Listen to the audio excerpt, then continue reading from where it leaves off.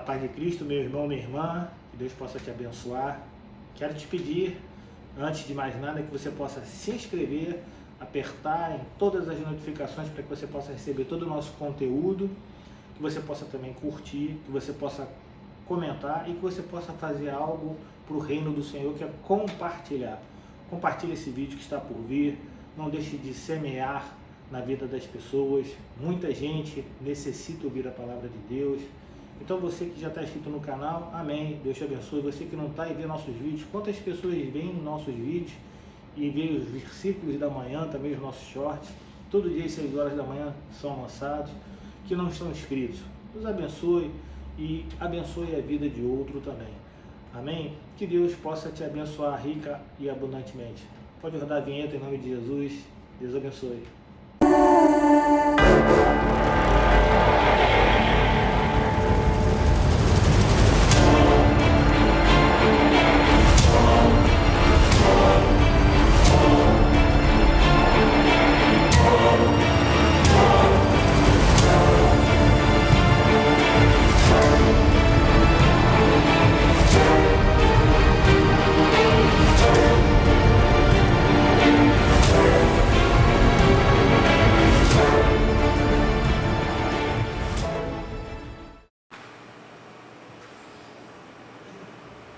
Evangelho de João, capítulo 17, do verso 9 até o verso 18.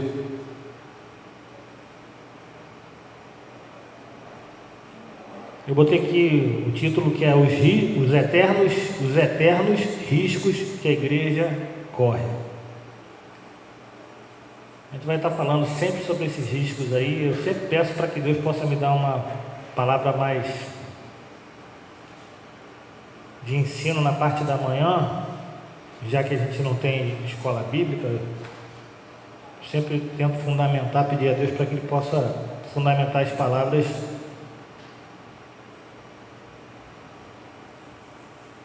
como palavras de ensino.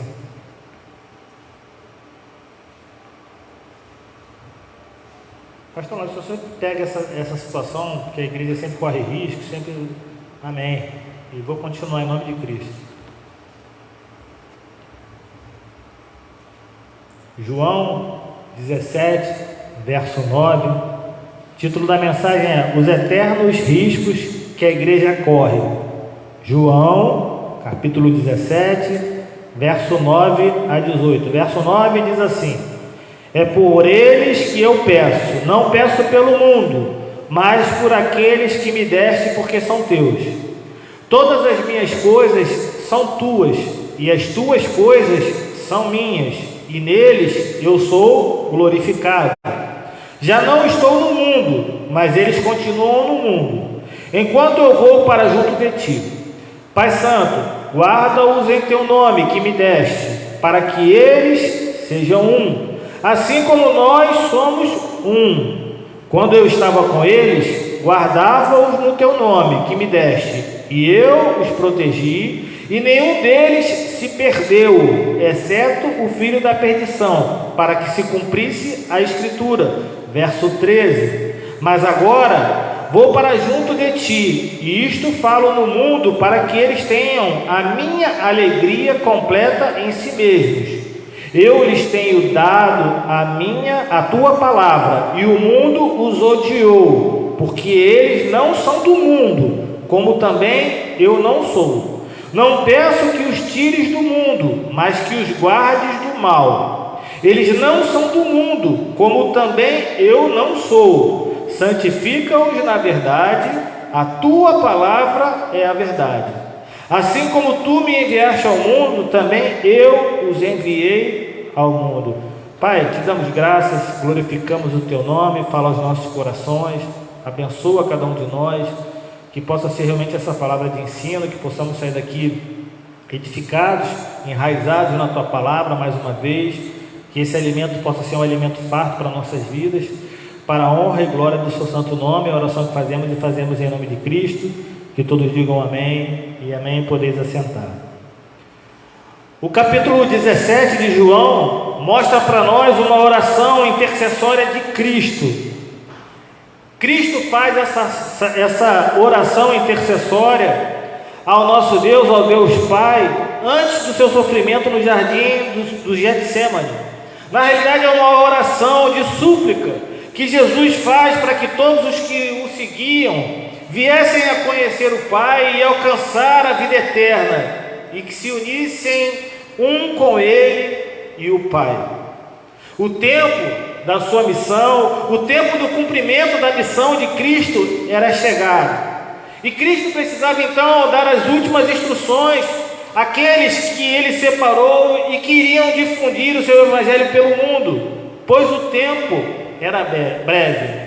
Deixa eu falar uma coisa para você: o tempo naquela época era breve. O tempo do sofrimento, o tempo do propósito, o tempo da angústia, o tempo em que Cristo seria crucificado, seu corpo glorificado. Pois bem, o tempo continua sendo breve. O tempo não deixou de ser breve. Daqui a pouco, nós não sabemos quando, sabemos só os indícios. Cristo deixou algumas pistas. Daqui a pouco, Cristo vai retornar. Mas agora Cristo não vai retornar para difundir o Evangelho. Cristo vai retornar para levar a sua igreja. E o tempo, ele continua sendo breve. Mas nesse momento, Cristo, ele dá algumas últimas instruções a esses homens que iriam difundir o seu Evangelho, a essas pessoas que iam falar da palavra de vida, do seu amor, da sua graça, da sua doutrina. Cristo já havia ensinado aos discípulos que o Consolador viria para guiá-los de toda a verdade, de toda a fé, de todo arrependimento. Ele havia já predito a sua morte, a sua ressurreição. Aquilo estava já o aguardando, mas ele prometeu que ia vencer o mundo, e ele venceu o mundo, e continua vencendo o mundo. E como é que Jesus venceu e continua vencendo o mundo? Com ódio? Com rancor? Com ira? Não, Jesus, ele venceu, vence e continuará vencendo o mundo com um amor, com um amor sobrenatural, com um amor que nós não compreendemos. Deus continua vencendo o mundo. Pois bem, Jesus havia dito que era necessária a dor, que era necessário o sofrimento para que o propósito da sua missão valesse a pena. Mesmo sabendo que havia aguardado a ele o sofrimento, a dor, ele sabia que tudo ia valer a pena. Então quando você diz assim: ah, mas eu não valho nada, eu não pense assim não, porque você vale muito. Jesus se entregou por você, por mim, se entregou por cada um de nós, então nós valemos a pena sim. Não ache que seu irmão que está do seu lado não vale nada, não ache que você não vale nada, não acha que a sua vida não vale nada. Vale sim. O sofrimento, a dor que aguardava Cristo até aquele momento foi por mim, foi por você. Então nós valemos muito. Nós realmente, como pessoas, a nossa natureza realmente pecadora é para pensar mesmo que não valemos nada mesmo. Realmente a gente não vale nada, mas para Cristo a gente vale muito, e você tem que ter essa conscientização. Se para Cristo nós valemos muito, nós devemos valer muito para nós mesmos, não só nós, mas os nossos irmãos. Mas ao lermos o capítulo 17 de João, nessa oração de intercessão, Cristo ele adota o ponto de vista de alguém que completou a missão que lhe foi entregue. Assim como Paulo falou: olha, guardei aí a minha fé, agora já vou completar a carreira e tal. Assim mesmo foi Cristo nesse momento. Cristo sabia que era chegado o seu momento. Cristo sabia que ia ser entregue. Cristo sabia que havia sido enviado pelo Pai, e agora ele estava pronto para a sua missão, para o seu propósito e para o retorno também ao Pai. Sua oração foi cumprida quando ele bradou da cruz, falando sobre a missão de redenção e revelação que veio realizar. Quando ele fala está consumado, ali se consumiu tudo aquilo que ele veio para fazer, o seu propósito. Eu penso que a igreja, em todo o tempo, e a igreja sou eu e você, ela deve se lembrar sempre desse ato, do propósito de Cristo, da causa que fez Cristo vir ao mundo, da missão que foi dada a Ele. Nós devemos ter essa consciência, expandir isso pela igreja, não só pelo nosso coração, mas pela igreja. Ter essa consciência da causa, do propósito, da missão, do ato, da entrega de Cristo Jesus por cada um de nós, pelos nossos pecados, nos lavando. Daqui a pouco a gente vai estar aqui ceando junto com o nosso Senhor, e a gente só pode estar fazendo isso porque foi a partir desse momento que uma nova aliança foi estabelecida. A partir do sacrifício de Cristo foi estabelecida uma nova aliança, e nós vamos estar aqui comemorando junto com o Senhor. A máxima que nós devemos saber da nossa história, para saber para onde vamos, é uma verdade diante da constatação do sacrifício de Cristo. A igreja deve em todo tempo fazer um balanço, uma reflexão, para ter uma tomada de decisão certa, correta. A gente deve sempre pensar nisso.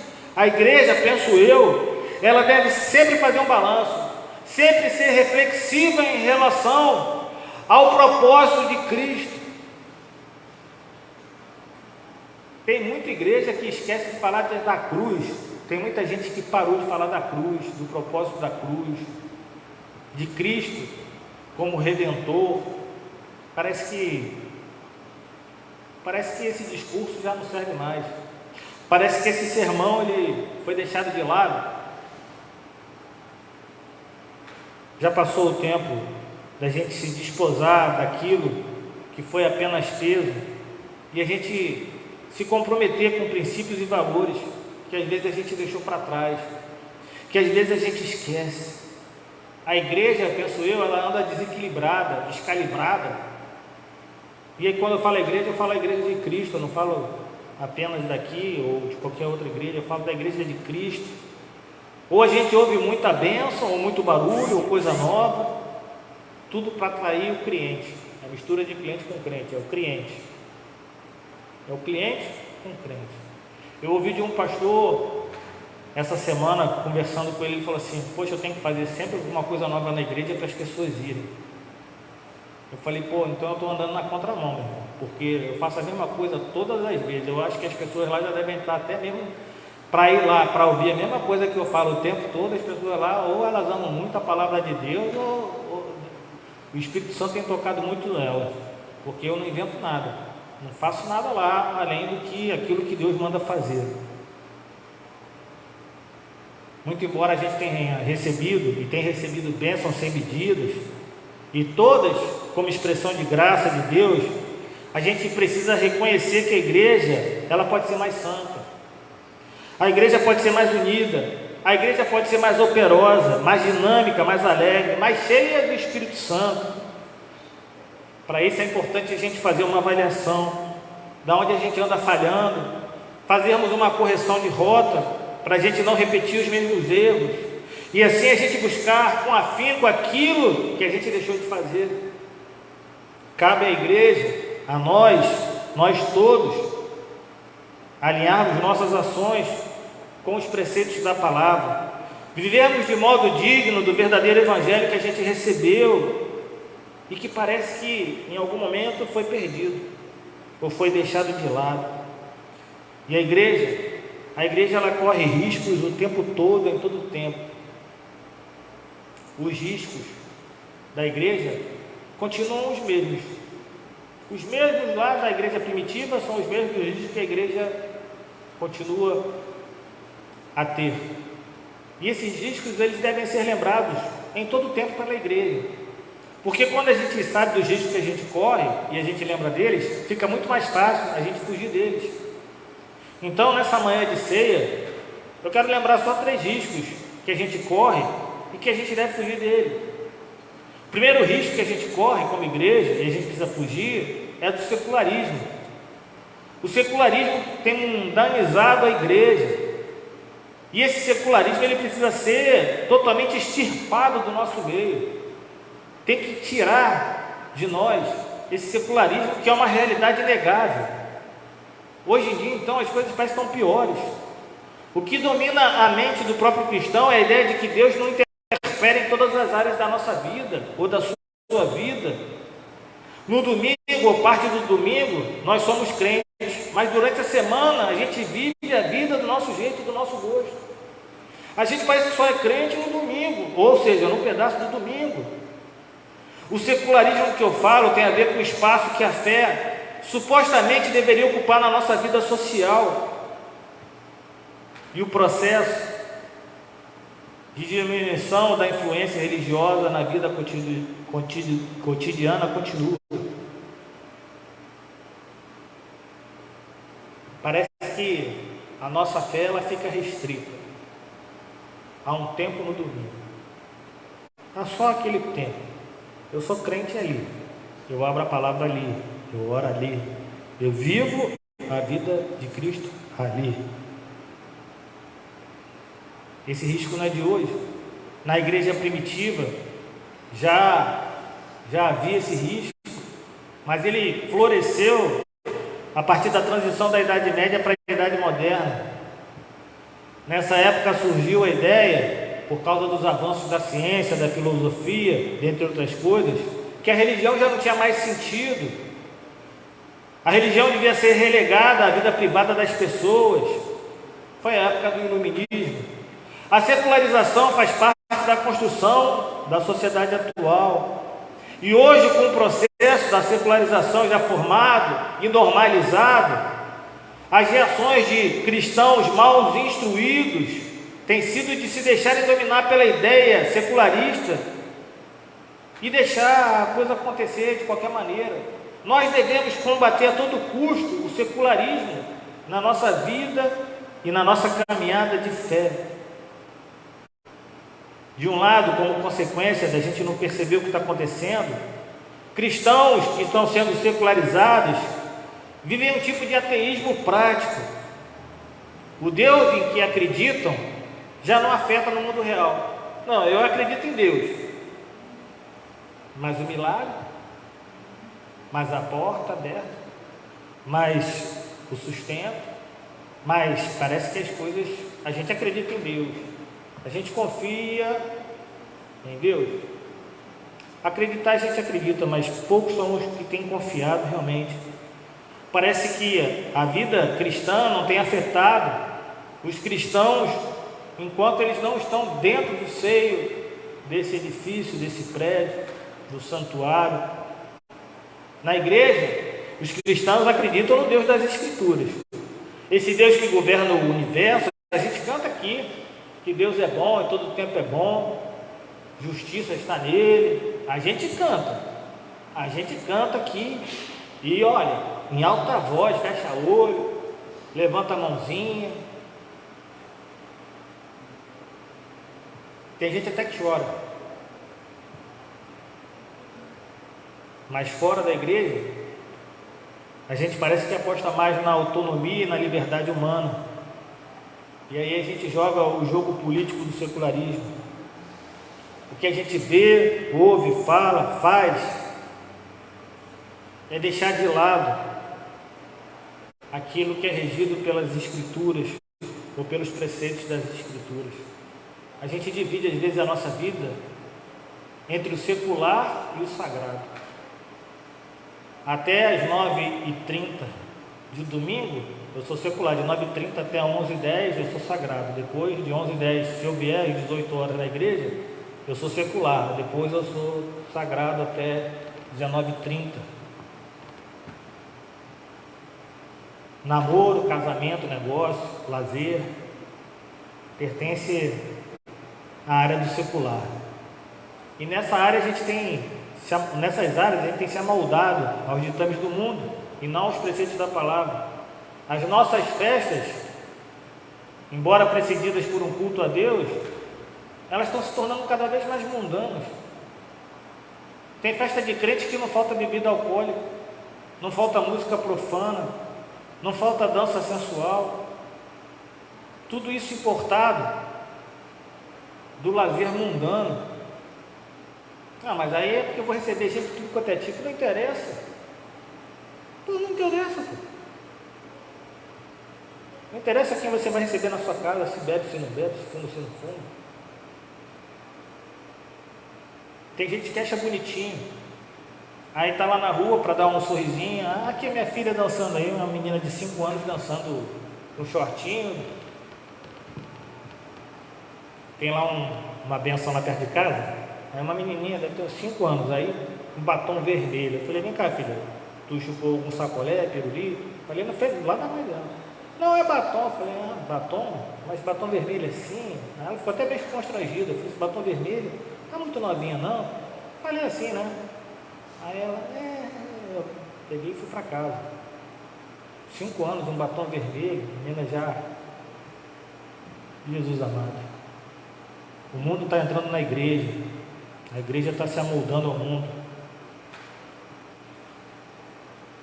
Ou a gente coloca o pé no freio, meu irmão, ou a igreja vai ser sem sal, sem sabor, e vai ser luz, sabe aonde? Debaixo da terra, onde não vai clarear nada na terra. A gente tem que voltar para Deus e consagrar as áreas da nossa vida a Ele, todas elas, ou senão a gente vai perder o testemunho, vai perder a relevância no mundo. Segundo risco, a gente precisa fugir do legalismo. Meu irmão, o que tem de gente que é legalista em nome de Cristo? O legalismo oprime a igreja. Tem gente que fala que a gente não pode nada, mas a gente pode tudo. Muito pelo contrário, tudo a gente pode, mas nem tudo convém a nós fazermos.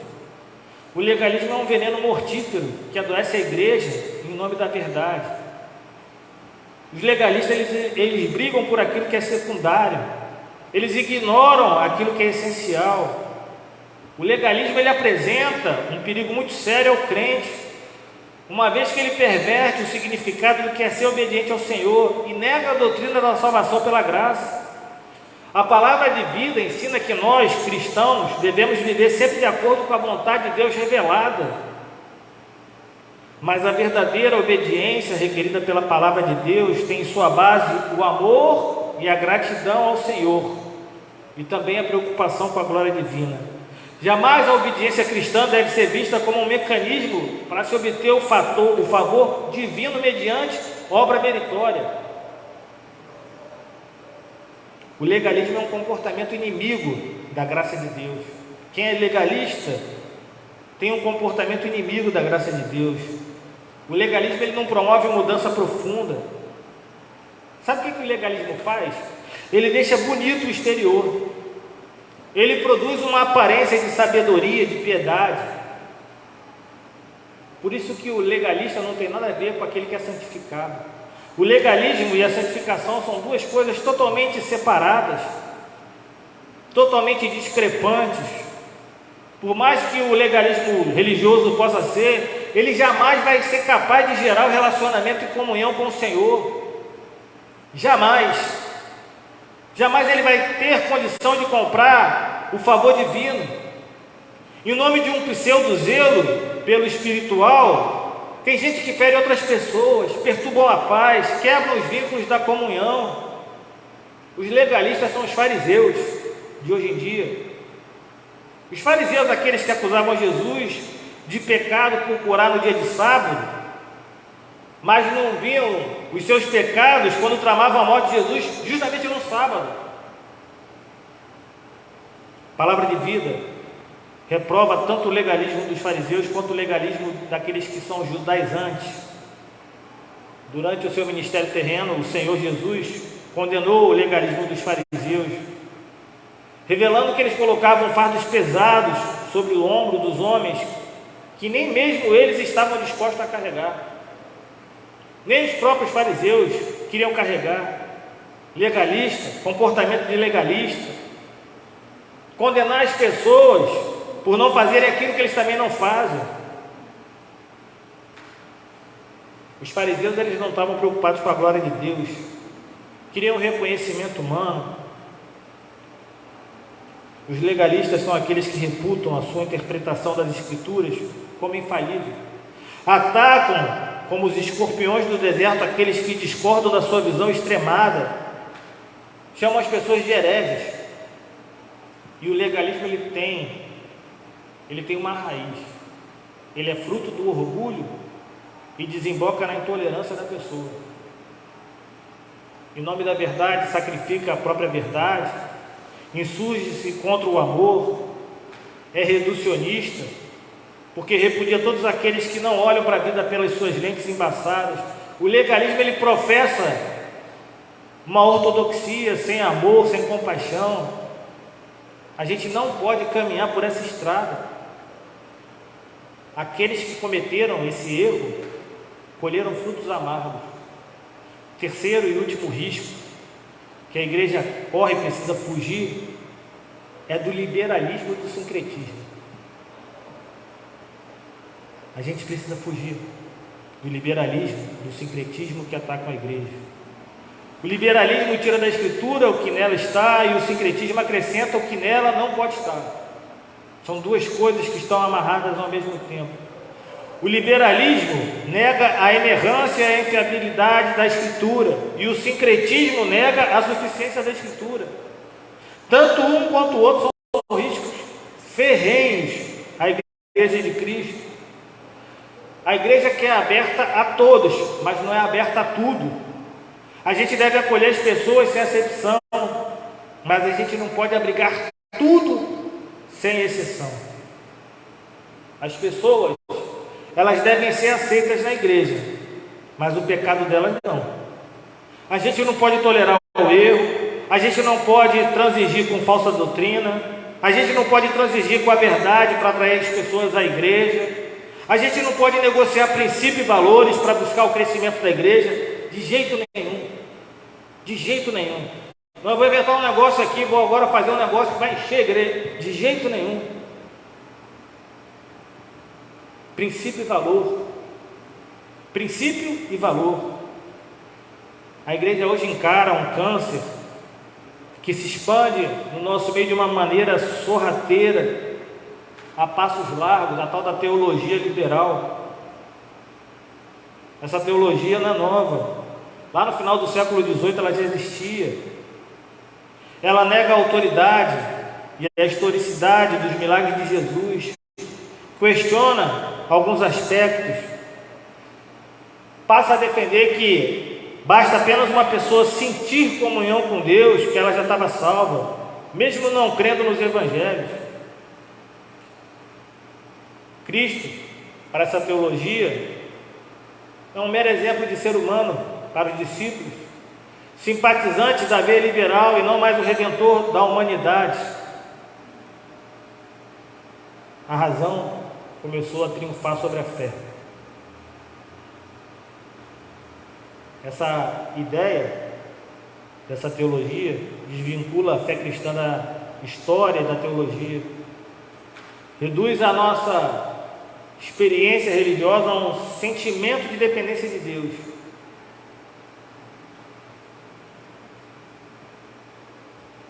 Liberalismo é um sistema que tem comprometido uma série de proposição religiosa que deram origem, na realidade, a uma nova religião. E nós devemos tomar cuidado com o liberalismo. Ele abaixa e rebaixa a autoridade das Escrituras, isola um dos princípios da reforma, o sola scriptura.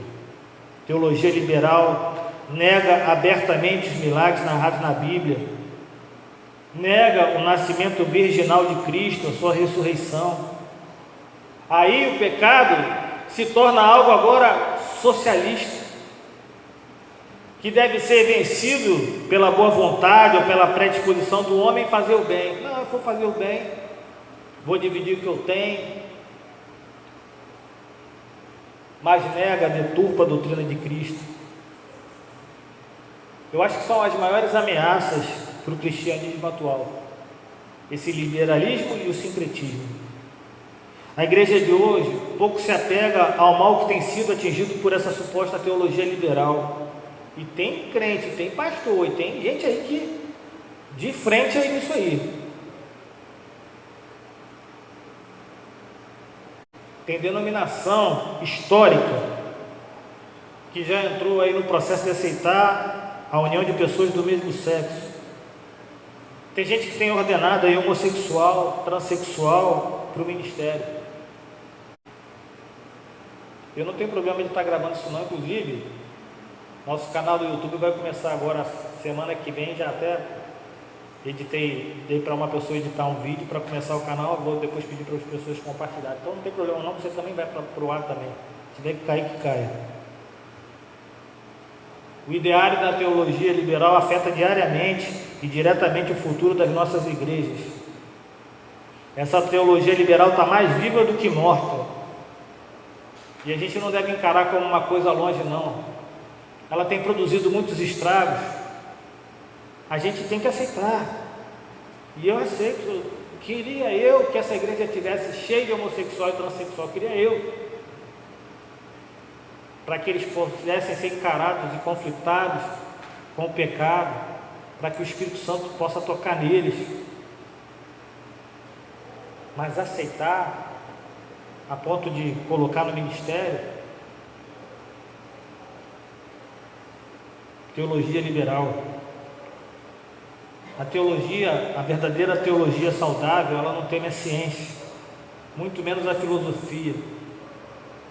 A gente tem que buscar a verdade, e sempre a verdade, e a verdade é a palavra do Senhor. Então a gente deve encarar esses riscos aí de uma forma muito séria. A gente não pode achar que isso é uma coisa que acontece do lado, não. É uma coisa que pode acontecer conosco, com a nossa igreja, com a nossa vida. Nosso compromisso aqui é alimentar a ovelha, não é entreter os bodes. A gente tem que tomar cuidado, que Deus possa nos ajudar, para que a gente possa caminhar de forma vitoriosa nessa caminhada de fé, entendendo que a gente corre riscos sérios, riscos seríssimos, e tem gente que está embarcando, e não é pouca gente não que está embarcando em tudo isso. A gente tem que tomar muito cuidado com as coisas que têm acontecido. Fecha teus olhos, curva tua cabeça. Vamos orar. Aqueles que vão servir a ceia podem já vir aqui na frente. Senhor Deus amado, Deus bendito, santificado e glorificado seja seu santo nome. Senhor, corremos riscos em todo o tempo. A igreja corre risco em todo o tempo. Nós ouvimos uma palavra dos riscos que corremos enquanto igreja, aprendemos um pouco mais, porque todas as vezes que o Senhor fala nós aprendemos um pouco mais sobre os riscos, sobre aquilo que tem afetado a nossa vida cristã. Eu peço nesse momento, Senhor, e faça essa oração, uma oração de ajuda, Pai, que o Senhor possa nos ajudar, Senhor. Que o Senhor possa nos ajudar na nossa caminhada de fé, para que esses riscos que a igreja corre, se eles por um acaso, em algum momento, fazem parte da nossa vida, ou por um acaso eles adentram em nós de forma sorrateira e nós não demos conta, que nesse momento, através daquilo que foi ministrado pela Tua Palavra, a gente possa ligar a nossa luz de alerta, ficar antenado, Pai, para que a gente não possa ser sucumbido, Pai, na nossa caminhada, de redenção, na nossa caminhada de fé, para que a gente não possa passar por esse tempo, não só correndo esse risco, mas participando dele, Senhor. Que o Senhor possa, em nome de Cristo, Pai, fazer com que fiquemos cada vez mais vigilantes, atalaias, em relação a esses riscos, que possamos, em nome de Cristo, estarmos atentos, Senhor, a todas as situações que acontecem na nossa vida, que podem fazer com que esses riscos, que são eternos, sobre a sua igreja, não recaiam sobre nós, ou se já fazem parte, que eles possam sair, ser extirpados, Pai, da nossa vida. Nos ajuda, Pai, porque às vezes precisamos muito da sua ajuda, não conseguimos às vezes fazer isso sozinho, precisamos do seu amparo, do seu amor, da sua graça, que o Senhor possa estar em todo o tempo, Senhor, sobre a nossa vida, Pai, nos ajudando, Pai, para que a gente possa caminhar, entendendo, Senhor, que a caminhada, ela não é feita só de vitória, só de bênção, só de sonho, não, Pai, que a gente corre risco, que esses riscos são iminentes, mas que a gente possa estar atento, alerta, que a gente não possa fechar os nossos olhos ou adormecer em algum tempo a ponto de deixar com que as coisas pareçam que são normais, coisas que não são normais, pareçam que sejam normais na nossa vida. Em nome de Cristo, Pai, se conosco, nos ajuda, Pai, e glorifica seu santo nome. É a oração que fazemos e fazemos em nome de Cristo. Que todos digam amém e amém. Nossos ministros vão estar passando aí com os elementos. Você que é batizado, passou pelas águas, em nome de Cristo, pega aí os elementos.